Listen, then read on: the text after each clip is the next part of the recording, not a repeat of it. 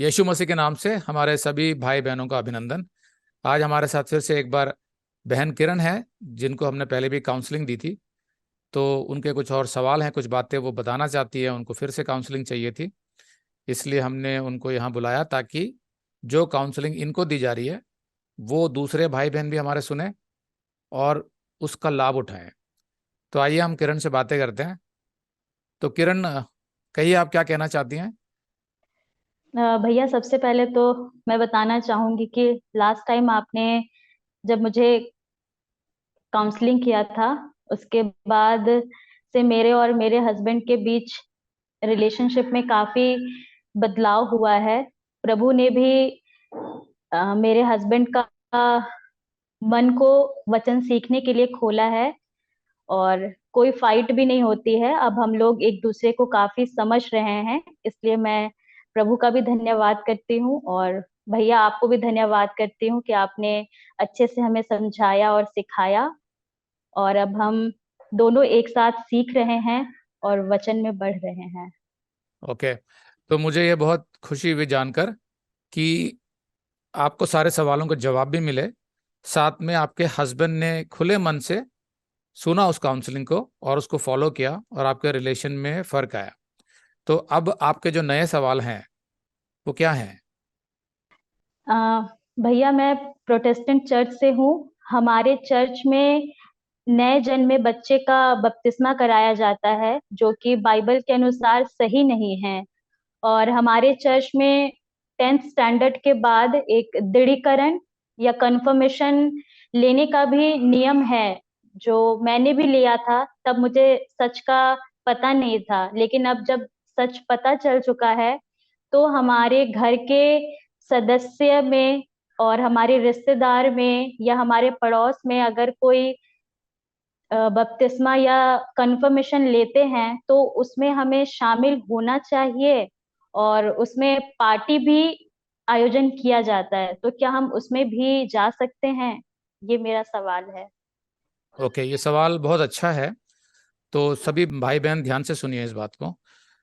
Protestant चर्चों में भी ये हो रहा है। तो कभी कभी लोग कहते हैं कि आप रोमन कैथोलिक चर्च के बारे में तो बहुत से संदेश बनाते हो, उनकी गलत शिक्षाओं के बारे में, तो प्रोटेस्टेंट चर्च के बारे में क्यों नहीं बनाते। तो मैंने एक दो संदेश में बताया है कि ऐसा जरूरी नहीं है कि प्रोटेस्टेंट चर्च है तो बहुत अच्छा सिखा रहा हो और सही सिखा रहा हो। उसमें भी अगर नवजात शिशु का बपतिस्मा कर दिया जाता है तो वो भी गलत शिक्षा है। तो प्रोटेस्टेंट चर्च हो या कोई भी और चर्च हो, जो बाइबल से बाहर जाके सिखा रहा है वो गलत सिखा रहा है। तो ये जो गलत शिक्षा है, इससे तो आप बाहर आ गए, आपको समझ आ गया कि नए जन्मे बच्चे का बपतिस्मा करने का कोई अर्थ नहीं होता, उस पर कुछ पानी छिड़क दिया जाता है, उससे कुछ नहीं होता। लेकिन मैं आपको थोड़ा सा बता देता हूँ इनकी हिस्ट्री क्या है। ये जो रोमन कैथोलिक और एंग्लिकन चर्चों में ज्यादातर ये होता है कि जो भी नया बच्चा जन्मा जाता है उसका 1-2 महीने में, 3 महीने में बपतिस्मा कर दिया जाता है, पानी का छिड़काव उस पर कर देते हैं। और उनका कहना यह है कि इस संस्कार के द्वारा बच्चे को चर्च में प्रवेश मिल जाता है। तो ये बिल्कुल ही गलत धारणा है, बाइबल में ऐसा कुछ नहीं है। चर्च में प्रवेश का ये कोई तरीका नहीं है। ठीक है। और बच्चे तो जो होते हैं वो वैसे भी परमेश्वर के होते हैं, उनको कोई प्रवेश नहीं चाहिए होता, क्योंकि उनके अंदर पाप का स्वभाव तो होता है लेकिन पाप का बोध नहीं होता। इसलिए बाइबल सिखाती है कि जब बच्चों की अगर मृत्यु हो जाती है, एक ऐसी उम्र से पहले या ऐसी समझ से पहले, जब तक कि उन्हें पाप का बोध नहीं हुआ, तो वो स्वर्गीय जाते हैं। तो वो एक तरीके से परमेश्वर से जुड़े ही होते हैं बच्चे। तो अलग से चर्च में प्रवेश करवाना ये बाइबल में कहीं पर भी नहीं है। फिर बाद में वो कहते हैं कि जब वो बड़ा हो जाता है तो उसके विश्वास की पुष्टि करने के लिए, कंफर्म करने के लिए, और उसे विश्वास में स्थिर करने और उसे विश्वास में मजबूत करने के लिए उसका दृढ़ीकरण किया जाता है, जिसको इंग्लिश में कॉन्फर्मेशन कहते हैं। तो सवाल यह है कि पहली बात तो यह कि नए नियम में जब चर्चों के बारे में बताया गया विस्तार से, तो ये कहाँ लिखा है, ये जो संस्कार है कॉन्फर्मेशन, इसके बारे में कहाँ लिखा है? कहीं भी नहीं लिखा है। तो ये चर्च ने अपनी तरफ से बनाया था। देखिए, मैं आपको पहले भी बता चुका हूं कि जो ये धर्म होते हैं जितने भी, चाहे वो कोई भी धर्म हो, वो कुछ खंभों पर खड़े होते हैं और वो खंभे होते हैं रीति रिवाज के। उन रीति रिवाजों के दम पर वो धर्म खड़ा होता है, और उन रीति रिवाजों के दम पर ही वो धर्म के जो लीडर्स होते हैं वो उस धर्म के अनुयायियों को कंट्रोल करते हैं, उनकी लाइफ को कंट्रोल करते हैं, उन्हें अपने ऊपर निर्भर बनाते हैं। इसलिए ये खंबे जो हैं वो बहुत जरूरी होते हैं उनके लिए। तो ये खंबा कि बच्चा चर्च में प्रवेश भाई तभी करेगा जब तुम्हारा बपतिस्मा किया जाएगा बच्चे का। तो वो लोग डर जाते हैं कि अच्छा भाई करवाना जरूरी है, फिर अगर नहीं करवाओगे तो भाई तुम्हारा बच्चे की अगर मृत्यु होगी तो वो स्वर्ग नहीं जाएगा। ये सब झूठी शिक्षाएं जो बाइबल से बिल्कुल बाहर की हैं, इनका मैं सख्त विरोध करता हूं। और हमारे चैनल के सभी लोगों से निवेदन करता हूं कि कृपया बाइबल पढ़ें। तो कॉन्फर्मेशन भी बिल्कुल वैसा ही है। माना यह जाता है कि बपतिस्मा से करीब 7 साल के बाद, कम से कम 7 साल हो जाने चाहिए, उसके बाद ही कॉन्फर्मेशन किया जाता है। यानी 7 साल का बच्चा भी कॉन्फर्मेशन ले सकता है और उसके बाद कभी भी ले सकता है। तो पहली बात तो ये कि विश्वास में कब आता है कोई भी मनुष्य, चाहे वो कितनी भी साल का हो, कितनी भी उसकी उम्र क्यों ना हो, बाइबल सिखाती है इफिसियों के 2:8 में, क्योंकि विश्वास के द्वारा अनुग्रह ही से तुम्हारा उद्धार हुआ है, विश्वास के द्वारा, और यह तुम्हारी ओर से नहीं वरन परमेश्वर का दान है।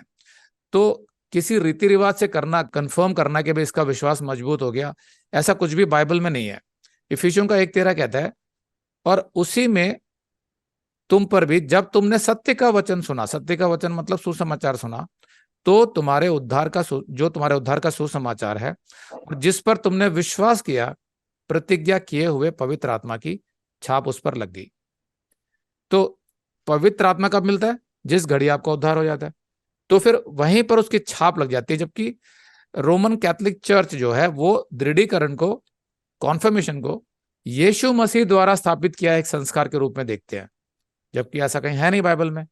उनका मानना है कि दृढ़ीकरण का ये संस्कार, दृढ़ीकरण प्राप्त करने वाले व्यक्ति को पवित्र आत्मा के उपहार अर्थात बुद्धि, समझ, ज्ञान, सलाह, धैर्य, धर्मपरायणता और परमेश्वर का भय इत्यादि ये सब प्रदान करता है। लेकिन बाइबल सिखाती है कि नहीं, जिस घड़ी तुमने सुसमाचार पर विश्वास किया उसी घड़ी तुम्हें पवित्र आत्मा की छाप लग गई, मतलब पवित्र आत्मा के दान भी तुम्हें उसी समय मिल गए। उनके हिसाब से ये बात अलग है कि जो दान होता है उनका जो रियलाइजेशन होता है और उनकी जो उन्नति होती है वो धीरे धीरे होती है जब आप वचन में बढ़ते हैं, लेकिन उसी समय मिल जाता है पवित्र आत्मा जिस घड़ी आप सच्चे मन से अपने पापों से क्षमा मांगकर यीशु को अपना उद्धारकर्ता मानते हैं और अपना जीवन यीशु को देते हैं। आपका छाप मिल गई, आपको पवित्र आत्मा की सील्ड हो गया। आप इसलिए उद्धार कभी खो नहीं सकता, क्योंकि वो छाप परमेश्वर ने लगाई है। उनके हिसाब से दृढ़ीकरण जो है वो हर मसीह के लिए जरूरी है भाई, उसके विश्वास की पुष्टि करने के लिए, लेकिन बाइबल ऐसा कुछ भी नहीं कहती है। तो आमतौर पर एक बिशप ये संस्कार करता है, वो उस व्यक्ति के माथे पर हाथ रखता है, फिर जैतून का तेल, ऑलिव ऑयल, जिसको वो पवित्र मानते हैं, उससे उसका अभिषेक करता है। तो ये सब जो है ये रीति रिवाज इसलिए बनाए जाते हैं ताकि वो धर्म को खड़ा रख सके। और हमने अपने संदेशों में स्पष्ट किया हुआ है कि आप इन झूठी शिक्षाओं से बाहर आ जाएं। तो अब सवाल यह है कि, आपका सवाल यह है कि क्या हमें कोई रिश्तेदार जो हमारे हैं वो अभी भी या तो प्रोटेस्टेंट चर्च में या किसी और कैथोलिक चर्च में जाते हैं, वो हमें इनवाइट करते हैं अपने बच्चे के बपतिस्मा के लिए या कॉन्फर्मेशन के लिए। तो मेरा आपसे सवाल यह है, क्या कोई भी झूठा रीति रिवाज, समझ लो आप हिंदू धर्म से इनविटेशन आता है आपके घर में पड़ोसी का, वो अपने धर्म के रीति रिवाजों में आपको शामिल करना चाहते हैं, तो क्या आप जाएंगे वहां पे? पहला सवाल तो ये है। भैया, ये तो हमारे घर में भी होता है ना, जैसे मेरे भैया की बेटी या बेटा नहीं नहीं, हुआ देखो, तो मेरा सवाल यह उनके है, बच्चे का क्या भी। आप हिंदू धर्म के रीति रिवाजों में जाएंगे? नहीं, क्यों नहीं जाएंगे? क्योंकि अब हम लोग सच जान गए हैं कि परमेश्वर सिर्फ एक है, और उस परमेश्वर, सच्चे परमेश्वर को हम लोग जान गए हैं। उसके अलावा कोई दूसरा भगवान है नहीं, और ये सब मनुष्य के बनाए हुए ही रीति रिवाज है। करेक्ट। तो तो हम आपको लोग समझ उसको। आ गया है कि जितने भी मनुष्य के बनाए हुए ये काल्पनिक रीति रिवाज, झूठे रीति रिवाज, इनका सच्चे परमेश्वर से कोई संबंध नहीं है। तो अगर आप वहां जाते हैं तो इसका मतलब है कि आप उनके झूठे विश्वास को, जो वो कल्पना पर आधारित है, माइथोलॉजी पर आधारित है, उसकी पुष्टि कर रहे हैं आप। तो इसलिए आप नहीं जाते हैं। दूसरे जो सामाजिक कार्यक्रम होते हैं कि पड़ोसी ने किसी बच्चे के जन्मदिन पर बुलाया या शादी में बुलाया, जो सामाजिक कार्यक्रम है उसमें आप जाते हैं, लेकिन किसी भी धार्मिक रीति रिवाज में आप शामिल नहीं होते हैं। तो वो इसलिए करते हैं ना कि हम उन झूठे रीति रिवाजों की पुष्टि नहीं करते हैं। तो अब यही बात जब आपके रिश्तेदारों पे आती है, भैया के आती है या बहन के आती है, तो मेरा सवाल यह है कि तब आपको क्या वहां जाना चाहिए? आप खुद बताइए।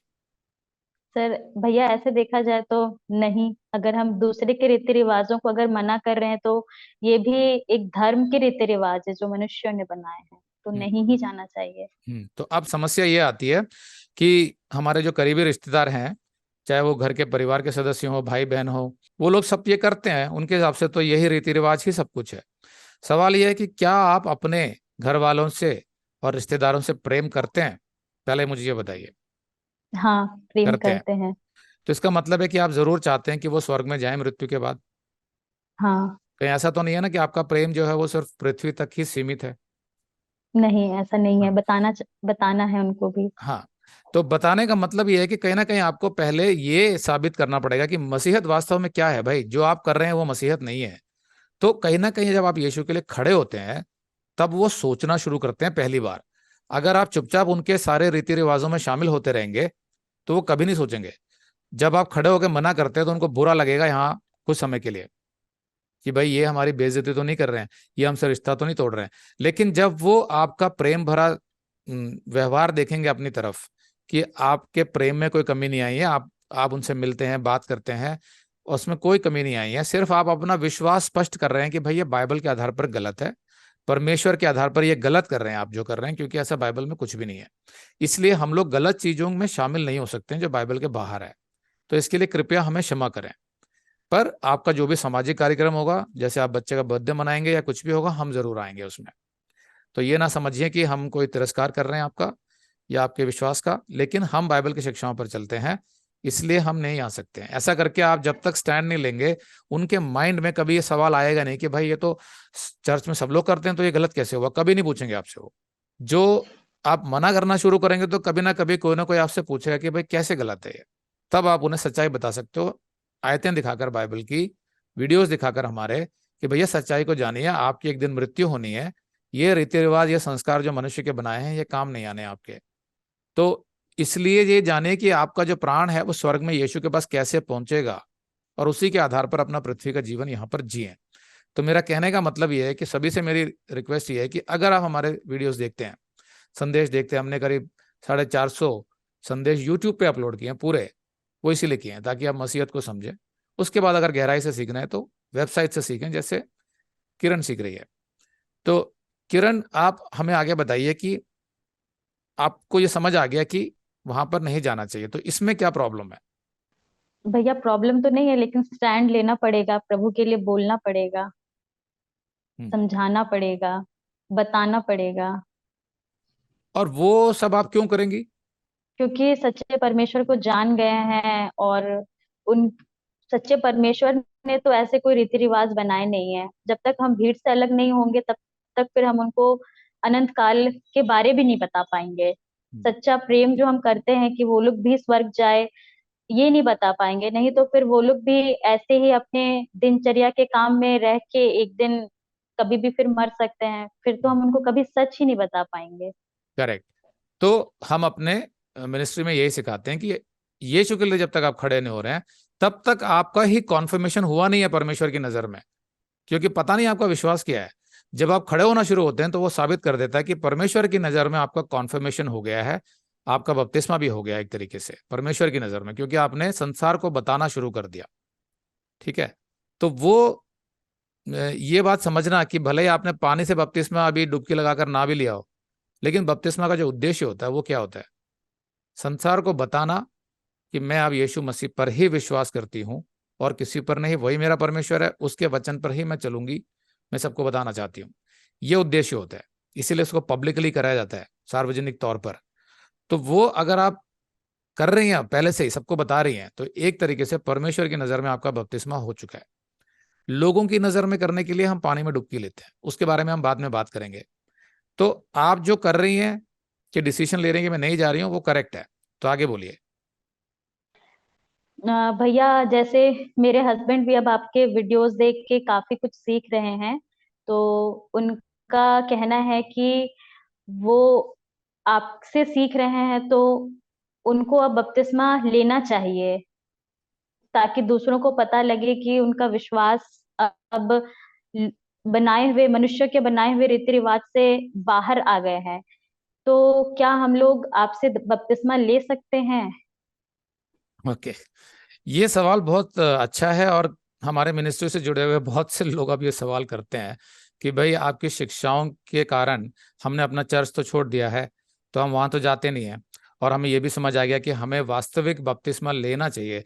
तो मैं ये बता चुका हूं अपने मैसेजेस में कि पहली बात ये समझिए कि आपका उद्धार आपके बपतिस्मा पर निर्भर नहीं है। जैसे मैंने अभी आयतों में पढ़ा, जिस समय आप सुसमाचार विश्वास करते हैं उसी समय पवित्र आत्मा की छाप आप पर पड़ जाती है, मतलब आपका उद्धार तो हो गया और उद्धार खो नहीं सकता है, मतलब आप स्वर्ग तो जा रहे हैं। अब आपका विश्वास की जो मजबूती है, उसका जो पुष्टिकरण है और परिपक्वता है, जो मेच्योरिटी जिसको बोलते हैं, उसको साबित करने के लिए, आप अपने आप को साबित करने के लिए पहले आप सबके सामने लेते हैं बपतिस्मा।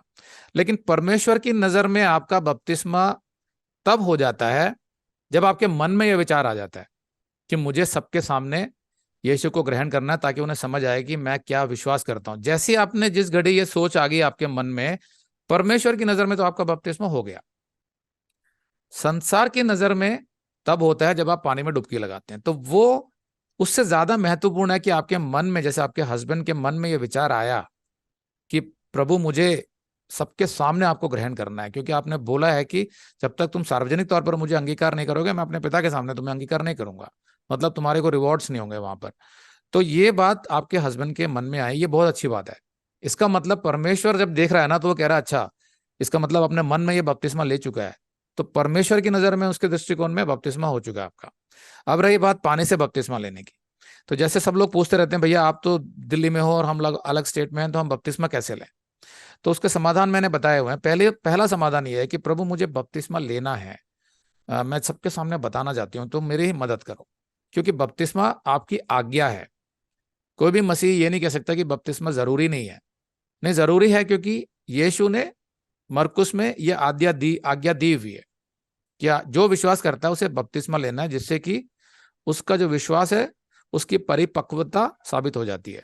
तो लेना तो सबको ही है, लेकिन कब लेना, ये हम प्रभु से प्रार्थना करना शुरू कर देते हैं कि प्रभु तू बता, अब हम किससे लें बपतिस्मा और कैसे लें, कब लें। तो वो प्रार्थना जारी रखिए। दूसरा, हमारी मिनिस्ट्री की तरफ से हम कोशिश कर रहे हैं कि धीरे धीरे करके हम किसी तरीके से किसी को अपॉइंट कर सकें उस एरिया में, जो आपके एरिया में है, कि कोई अगर बिलीवर है जो अच्छा बिलीवर है जो आपको बपतिस्मा दे सकता हो, तो हम उनसे कांटेक्ट करके आपको बता देंगे, जो भी भाई बहन हमारे मिनिस्ट्री से जुड़े हुए हैं। ये एक समाधान हम लोग सोच रहे हैं इसके बारे में, ताकि आपको सार्वजनिक तौर पर भी पानी में डुबकी लगाने का मौका मिले। लेकिन वो कैसे लेना है बपतिस्मा, उसके विषय में मैंने अपने बपतिस्मा के संदेश में बताया हुआ है कि आपको सबको बताना है कि मैं बपतिस्मा लेने जा रहा हूँ, उसका अर्थ क्या होता है, उसका मतलब क्या है। तो इसलिए आप लोग भी आइए, जानिए कि मैं ये पानी में डुबकी क्यों लगा रहा हूँ।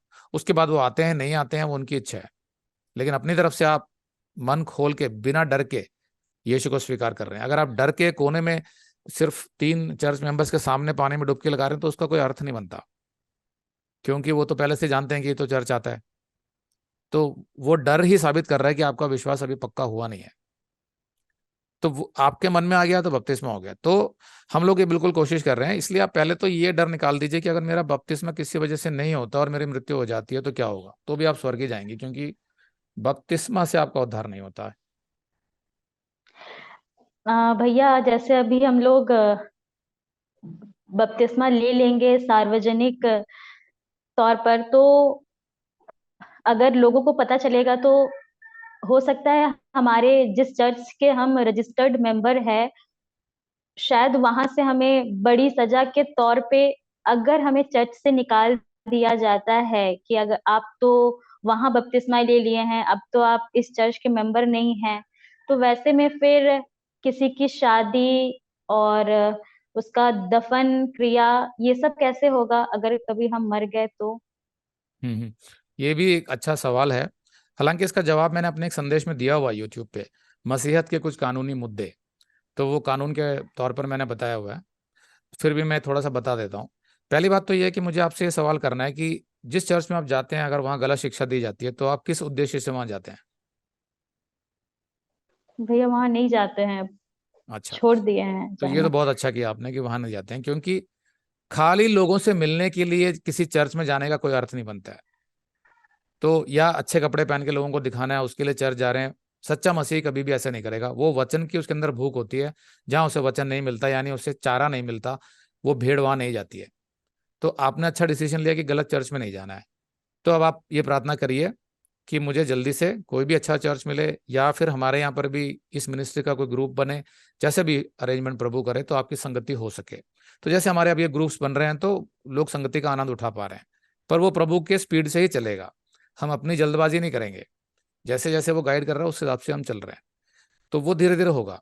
तो अब जो सवाल आपका है उसका जवाब मैं आपको बताता हूँ कि हमारे देश में जो संविधान है उसमें अगर किसी मनुष्य का कोई भी धर्म नहीं है तो भी उसका सब कुछ होता है। हमारे यहाँ मृत्यु अगर हो जाती है मसीहत में, तो मृत्यु का कोई संस्कार नहीं है जैसे दूसरे धर्मों में होता है। अंतिम संस्कार बोल के कुछ नहीं होता है, क्योंकि जैसे ही आपका प्राण, आपका आत्मा यहाँ से निकल गया शरीर से, अगर आप विश्वासी हैं तो वो यीशु के पास पहुंच गया। तो उसके लिए फिर कोई अलग से संस्कार करना कि भाई ऐसा कुछ करेंगे तो वो स्वर्ग पहुंचेगा, ऐसा कुछ भी नहीं होता है। कोई प्रार्थना नहीं करी जाती है मृत प्राण के लिए, बाइबल में कहीं पर भी नहीं है, नए नियम में। तो जो मृत हो गया उसका जो उसमें लिखा हुआ है कि उसका जो आत्मा है वो शरीर से अलग हो गया, तो वो विश्वास के आधार पर वो स्वर्ग पहुंच जाता है। तो वो तो वहां समस्या समाप्त होगी, आपको तो उसकी चिंता करने की जरूरत नहीं है मृत्यु के बाद भाई क्या होता है। लेकिन ये हो सकता है कि कोई आपका जानकार या कोई परिवार का सदस्य जो विश्वास में है उसकी मृत्यु हो जाए तो क्या करना है। तो उसके लिए मैं आपको बताता हूँ कि सरकार सिर्फ इतना ही कहती है कि आपको पुलिस स्टेशन में जाकर रिपोर्ट करनी है कि मेरे हस्बैंड की ऐसे डेथ हो गई, या मेरे वाइफ की डेथ हो गई, या मेरे फादर की डेथ हो गई, किसी की भी हो गई। तो उस कंडीशन में पुलिस उसको वेरीफाई करती है अपने तरीके से। कोई ज़रूरत होगी तो उसको वो बोलेंगे कि हॉस्पिटल से सर्टिफिकेट लेके आओ, या जो भी उसका तरीका होता है उसी टाइम वो पूछ लेते हैं कि भाई क्या करना है। तो आप बता दो कि हमारा विश्वास जो है वो क्रिश्चियन विश्वास है, हम लोग बेसिकली मसीही हैं। तो पुलिस को कोई सर्टिफिकेट की जरूरत नहीं होती है। पुलिस के निर्देश के हिसाब से आपको जो क्रिश्चियन सेमेटरी, कब्रिस्तान जो सरकार ने दिया है, उसमें आप आराम से दफन कर सकते हैं, कोई रोक टोक नहीं है। कभी कभी सरकार क्या करती है कि एसोसिएशन को दे देती है कि भाई आप संभालो। तो वो जो एसोसिएशन होती है वो भी किसी को रोक नहीं सकता है। अगर कोई ये आके कहता है कि मैं मसीही हूं, मैं विश्वास करती हूँ यीशु पे, और मैं किसी चर्च में नहीं जाती हूँ, वो भी नहीं रोक सकता आपको कानूनन, क्योंकि उसका कोई क्राइटेरिया नहीं है कि आप किसी रजिस्टर्ड चर्च से जुड़े हो तो ही यहाँ दफना सकते हैं, ऐसा कुछ नहीं है। आप पुलिस को जाके बोलेंगे कि भाई मुझे दफनाने नहीं दे रहे, वो अपने आप आके उनकी जिम्मेवारी होती है कि अगर किसी की मृत्यु हो गई है तो वो या तो जला दिया जाए या उसकी दफन कर दिया जाए, ये उनकी जिम्मेवारी होती है। तो आपको इसमें डरने की जरूरत नहीं है। एसोसिएशन से भी आप बोलेंगे जाके कि भाई हम क्रिश्चियन हैं, हम किसी चर्च में नहीं जाते, घर पे बाइबल पढ़ते हैं और इस गुड क्रॉस मिनिस्ट्री से जुड़े हुए हैं, तो उसकी एक फीस होती है जो आपको देनी पड़ेगी छोटी सी। उसके बाद जो भी खर्चा आता है वो बॉक्स का या जिस चीज का भी, वो देना पड़ेगा और वो कर देते हैं। खुद मेरी मम्मी का भी ऐसे ही हुआ था, हम ही लोग गए थे, हमने बोला हम क्रिश्चियन है, वो जानते भी थे कि ये क्रिश्चियन है, तो उन्होंने कर दिया था। तो इसलिए उसमें ये चिंता नहीं है कि भाई हमारा क्या होगा। वो ये डर जो है ये उन लोगों के मन में होता है जिनको कानून नहीं पता है। सरकार ने सबके लिए प्रावधान रखा है, प्रोविजन, कि कोई भी किसी की मृत्यु हो जाती है तो उसके हिसाब से उसका गाड़ना जलाना जो भी है वो कर दिया जाता है। तो ये इसको विस्तार से मैं कैसे करूंगा, हमारी मिनिस्ट्री कि जितने भी स्टेट्स हैं उन स्टेट्स के जो क्रिश्चियन सेमेटरीज हैं या कब्रिस्तान हैं जो सरकार ने दिए हैं, उनका हम पता लगाएंगे, उनकी डिटेल्स पता लगा के उस स्टेट वालों को हम वो भेज देंगे एड्रेस, फोन नंबर वगैरह, कि इनसे आप बात कर लीजिए। तो वो आपकी वो समस्या समाधान हो जाएगा, कानूनन आपको कोई दिक्कत नहीं आने वाली है। और बोलिए। भैया मेरा दूसरा सवाल है। हमारे पड़ोस में एक लड़की है। वो उद्धार प्राप्त है लेकिन वो सिर नहीं ढकती है, और उसके पीछे का कारण देती है कि कुरिन्थ की कलीसिया में जो वेश्या आती थी। लेकिन इसके बारे में ज्यादा डिटेल में जानते नहीं है, ऐसा कुछ है तो आप हमें जानकारी दीजिए, क्योंकि जब वो बताती है तो ये हमारे नॉलेज में तो नहीं है। और क्या हम लोग हमने उनको बताते हैं कि आपने हमें जो सिखाया है अधीनता वाला और ये सब के बारे सर ढकना है, तो वो बोलती है कि नहीं, पहले मैं भी सर ढकती थी, लेकिन जब से मुझे ये स्टोरी पता चला जो वहां पे होता था उसके बाद से मैंने सर ढकना छोड़ दिया। तो इसके बारे में जानकारी नहीं है। देखिए, इसके बारे में जो मैंने मैसेज बनाया हुआ है, क्या सिर ढकना जरूरी है, उसमें मैंने समझाया हुआ है वैश्याओं के बारे में। फिर से मैं थोड़ा सा बता देता हूँ, उस वीडियो को आप विस्तार से देखिए पूरा पहले। इसलिए मैं बोलता हूँ कि हमारे जो संदेश होते हैं उसको आप बार बार देखिए। सिर्फ एक बार देख के आप हो सकता है भूल जाएं एक टाइम के बाद, ठीक है। तो ये थोड़ा सा बता देता हूं मैं आपको। पहले कुरिन्थियों का जो 11:5 है वो क्या कहता है, परंतु जो स्त्री उघाड़े सिर प्रार्थना या भविष्यवाणी करती है वह अपने सिर का अपमान करती है। उघाड़े सिर मतलब बिना सिर ढके। क्योंकि वह मुंडी होने के बराबर है। यदि स्त्री ओढ़नी ना ओढ़े तो बाल भी कटा ले। यदि स्त्री के लिए बाल कटाना या मुंडाना लज्जा की बात है तो ओढ़नी ओढ़ ले। तो इस यहाँ पर क्या, उसका बैकग्राउंड क्या है कुरिन्थ का, कि जो मंदिर में जो वेश्याएं होती थी, उनके जो कुरिन्थ के धर्म होते थे, उनमें मंदिर में जो वेश्याएं होती थी, जो एक तरीके से उनका जो यौन शोषण किया जाता था, जो हमारे देश में भी होता है कई जगह पर, तो वो उसके आधार पर उनकी पहचान के लिए उनके सिर मुंडा देते थे कि भाई ये वैश्या है मंदिर की। वैश्याओं को सिर मुंडा देते थे वो लोग। तो आप सबको पता है कि ये मुंडी, इसका सिर मुंडा हुआ है। अब जब वो मसीह में आती है, जो भी आती है, तो वो अलग से नजर आती है चर्च में। आ तो कोई भी सकता है ना चर्च में, संगति में कोई भी आ सकता है ना, तो वो अलग से नजर आती है। तो हमें पता होता है कि वो मुंडी भी है। तो पाउलुस यहाँ पे क्या कह रहा है, यदि स्त्री ओढ़नी नहीं ओढ़ना चाहती तो अपने बाल भी कटा ले। कहने का मतलब है कि अगर स्त्री ओढ़नी नहीं ओढ़ रही है तो ये उसके लिए लज्जा की बात होनी चाहिए। अगर वो नहीं ओढ़ना चाहती तो फिर वो वैसे ही अपने बाल भी कटा लो भाई, क्योंकि जो लोग आते हैं उनको पता है कि ये जो सिर जिसने मुंडाया हुआ वो वैश्य है। तो वो वैश्या होना एक लज्जा की बात है। तो पाउलुस तो सीधे सीधे उनको कह रहा है, यदि स्त्री बाल नहीं कटाना चाहती तो फिर मुंडा लो सिर अपना। नहीं, अगर आपको मुंडाना है तो आप ओढ़नी ओढ़ लो। यही कह रहा है ना इस आयत में वो, यदि स्त्री ओढ़नी ना ओढ़े तो बाल भी कटा ले। क्यों? क्योंकि ओढ़नी ना ओढ़ना लज्जा की बात है, और सिर मुंडाना वैश्याओं के लिए वो भी लज्जा की बात है, क्योंकि वो वैश्य है। तो तुम बिल्कुल वैसे ही हो गए। एक तरीके से देखा जाए तो वो तो साफ साफ शब्दों में कह रहा है कि तुम बिल्कुल फिर वैश्य की तरह हो। तुम किसी की अधीनता में नहीं चल रहे हो भाई, कि अपने पति की अधीनता में नहीं चल रहे हो, तुम परमेश्वर की आज्ञा, उसका ऑर्डर नहीं मान रहे हो। तो ये साफ साफ है।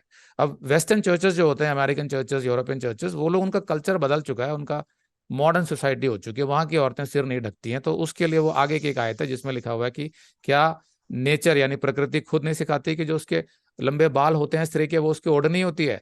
तो उन्होंने उस आयत का व्याख्यान ये कर दिया कि भाई जिसके लंबे बाल हैं वो तो इसका मतलब ओढ़नी हो गई। तो मेरा सवाल ये कि जिसके छोटे बाल हैं उसका क्या होगा? भाई छोटे बाल भी तो होती हैं लड़कियों के, पहली बात। दूसरा, जिसके लंबे बाल हैं अगर वो बांध के आ रही है जैसे आपने बांधे हैं, तो ओढ़नी कैसे हो गई? तो ये सब बहाने हैं। सच्चाई ये है कि पौलुस साफ साफ कह रहा है कि भाई आप परमेश्वर के ऑर्डर को समझो। सबसे ऊपर यीशु मसीह है, उसकी अधीनता में पति है और पति की अधीनता में पत्नी है। ये प्रेम का संबंध है, ये कोई शोषण करने के लिए नहीं अधीनता दी हुई है।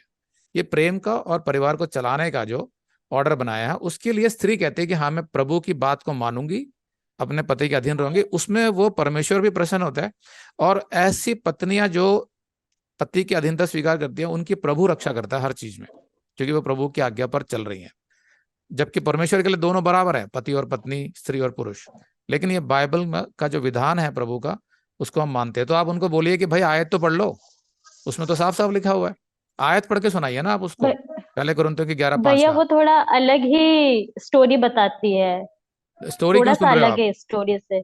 हाँ, क्या स्टोरी है? अब बाइबल की स्टोरी से अलग तो कोई स्टोरी हो नहीं सकती। जब बाइबल में हाँ बोल रहा है कि, लेकिन आयत में बोल रहा है कि स्त्री अगर ओढ़नी ना ओढ़े तो बाल कटा ले, उसका मतलब क्या है? तो उनसे बोलो मत ओढ़ो, आप बाल कटा लो, ये लिखा है ना आयत में। अब उनकी स्टोरी सही कैसे हो सकती है जब ये पौलुस ये बोल रहा है? उनकी स्टोरी क्या है बाय द वे? भैया ये तो ठीक से याद नहीं आ रहा है, वो बता रही थी कि वहां का बैकग्राउंड कुछ ऐसा था, तो इसलिए जानकारी नहीं है। हम लोग भी आपका वीडियो सुने थे, लेकिन जब वो थोड़ा अलग हट के कुछ बैकग्राउंड बताए तो हम लोग को भी लगा कि ये थोड़ा नया लग रहा है, हम लोग को इसके विषय में जानकारी नहीं है। तो फिर पौलुस ये क्यों बोल रहा है? आप उनसे पूछो पौलुस ये क्यों बोल रहा है, यदि स्त्री ओढ़नी ना ओढ़े तो बाल भी कटा ले, ऐसा क्यों बोल रहा है? बस ये पूछो आप। दो ही ऑप्शन दिए हैं, या तो आप ओढ़नी ओढ़ लो या बाल कटा लो। पौलुस सीधे सीधे ये बोल रहा है। तो वो इसीलिए था क्योंकि बाल जिसके मुंडे होते थे वो वैश्या होती थी। तो पौलुस सीधे सीधे बोल रहा है कि तुम्हारा फिर उतना ही सम्मान रह गया जितना वैश्याओं का है। अगर तुम ओढ़नी तो सबके सामने बाल मुंडा के साबित कर दो कि तुम वही हो। पौलुस बड़े तीखे शब्दों में बता रहा है ये बात। इतना इंपॉर्टेंट है पौलुस के लिए ये, कि एक स्त्री को ये बात समझनी चाहिए। उसका उल्लंघन करके आज अगर कोई स्त्री नहीं ओढ़ना चाहती, तो हमारा चर्च की, हमारी मिनिस्ट्री की पॉलिसी है कि हम किसी पर दबाव नहीं डालते। हमारे लिए वो इतना महत्वपूर्ण नहीं है, क्योंकि प्रभु की आज्ञा हमने समझा दी है उसको। हम लीगलिस्टिक चर्चेस नहीं है। हम लोग, हमारी मिनिस्ट्री लीगलिस्टिक नहीं है। हम प्रभु का वचन सिखा के उसको छोड़ देते हैं कि भाई अब आप फैसला कर लो कि क्या लिखा है वचन में, हमने सिखा दिया है। तो हमारे लिए उससे ज्यादा महत्वपूर्ण नहीं है। तो आप उसको बता सकते हैं कि भाई आपको नहीं ओढ़ना तो आपकी मर्जी है, लेकिन बाकी जो चीजें बाइबल की हैं वो तो सीखनी जरूरी है।